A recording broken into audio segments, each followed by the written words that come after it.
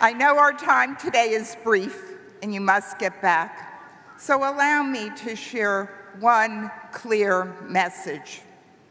Amid this new difficult situation with Gaza and the attack from Hamas, gathered in this hall are 18,000 Americans who stand shoulder to shoulder with the people of Israel.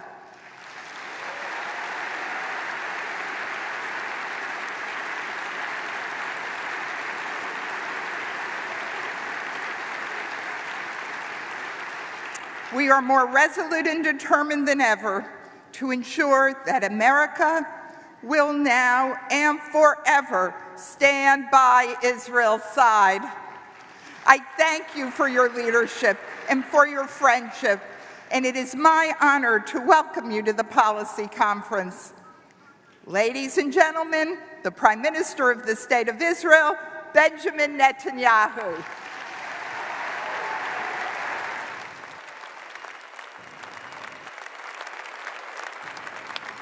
Good morning. Good morning, Aipaq.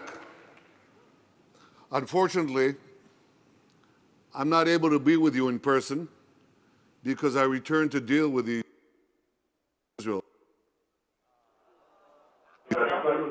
on our territory. We responded with great force. Hours. Major Hamas terrorist installations on a scale not seen since the end of the military operation in Gaza 4 years ago. Now, I'm just coming from a meeting with our Chief of Staff and our Senior Command.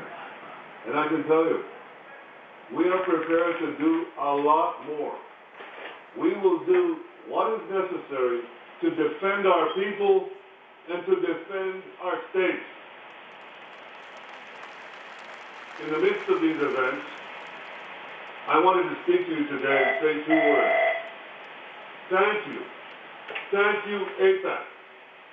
Thank you for bringing together 18,000 proud Americans and more than 4,000 American students who stand with Israel. Thank you. Thank you for working year after year, decade after decade, to strengthen the remarkable alliance between our two countries. And I can tell you, that alliance has never been stronger. Thank you for working for Israel on both sides of the aisle, Democrats and Republicans alike. That is how it's always been, and that's how it should always be. Yesterday at the White House, President Trump again made history. He formally recognized Israel's sovereignty over the Golan Heights. Now that deserves enormous applause.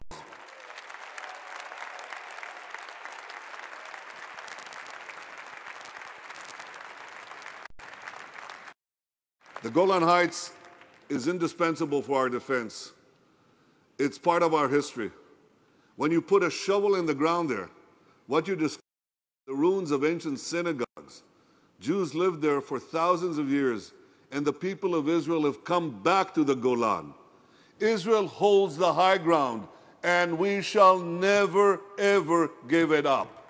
It's part of Israel.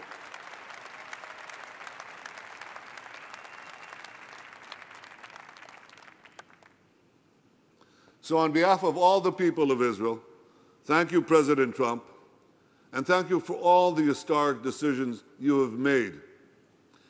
I'm sure you remember that in 2015, I went to the American Congress.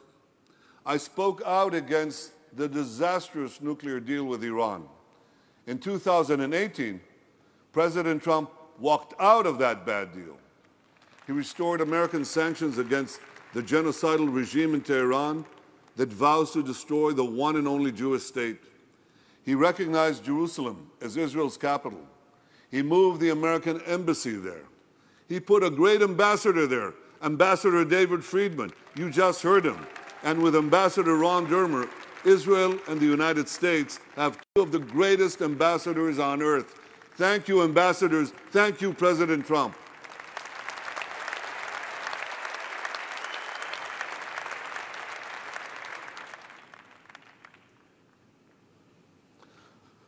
Ladies and gentlemen, in recent weeks, we've heard a lot about the rise of forces who want to pull America and Israel apart.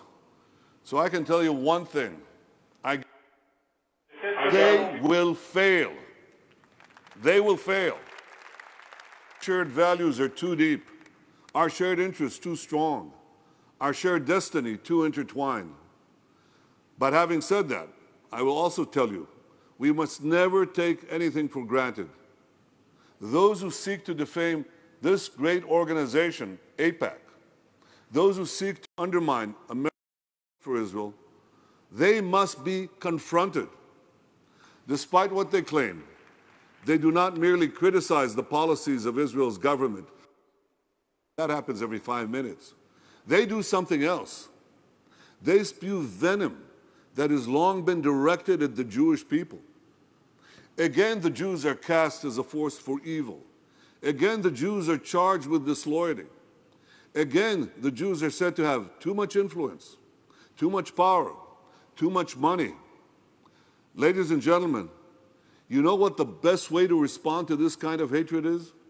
We read it. We read it just a few days ago in the book of Esther, when Mordecai confronted Haman of Persia. The best way to respond to those who spout this kind of hatred is not to bow down to them, it's to stand up to them.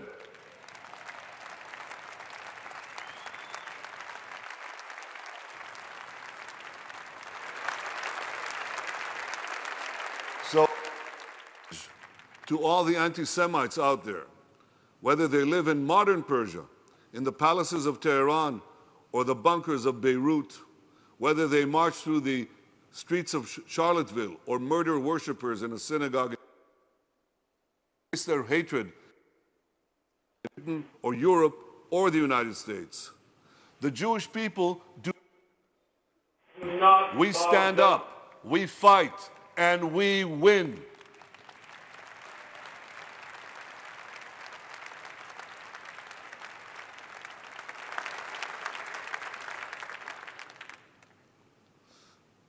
My friends, some people will just never get it. They'll never understand why the vast Jews and non-Jews alike support Israel. From this Benjamin, it's not about the Benjamins. The reason the people of America is not because they want our money, it's because they share our values. They just don't get it. It's because America and Israel share a love of freedom and democracy. It's because we cherish individual rights and the rule of law. We don't judge people by the color of their skin, their religion, or their sexual orientation. I'm proud of Israel's vibrant democracy, where no one is a second-class citizen. All of Israel's citizens are first-class citizens.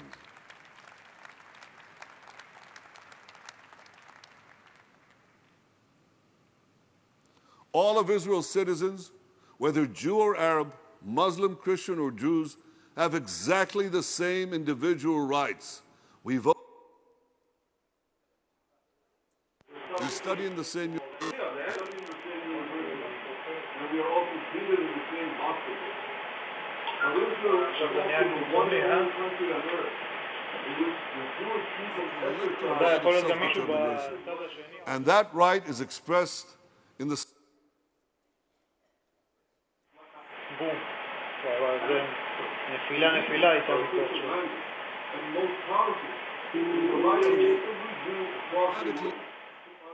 and become a citizen if they choose to do so.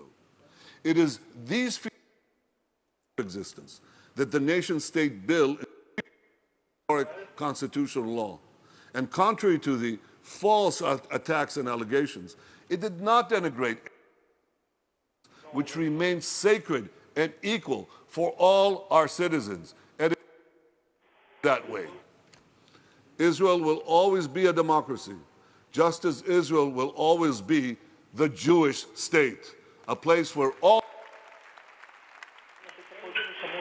no matter how they pray or how they their lives, is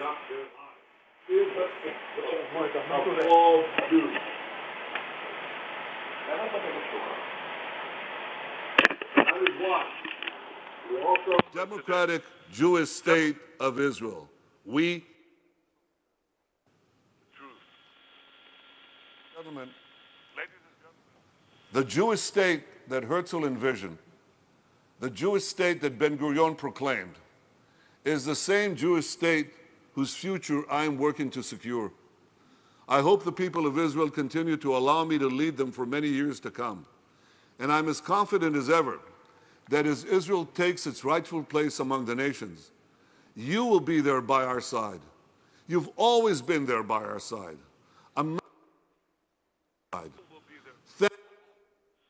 Thank you all for standing with Israel. May God bless you. May God bless America. And may God bless. Thank you all.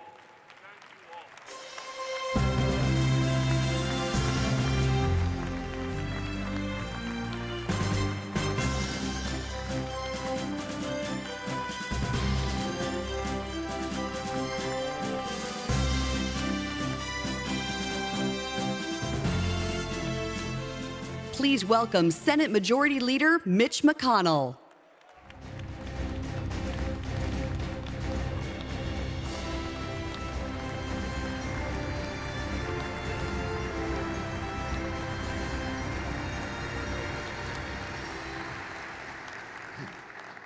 Pretty tough act to follow. Good morning, everyone. Thank you so much for the opportunity to be here once again. Every time I have the privilege to address this conference, I look forward to the size and enthusiasm of the crowd, and you all never, never disappoint.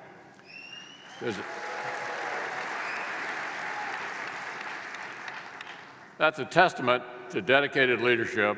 I want to thank President Mort Friedman, Lillian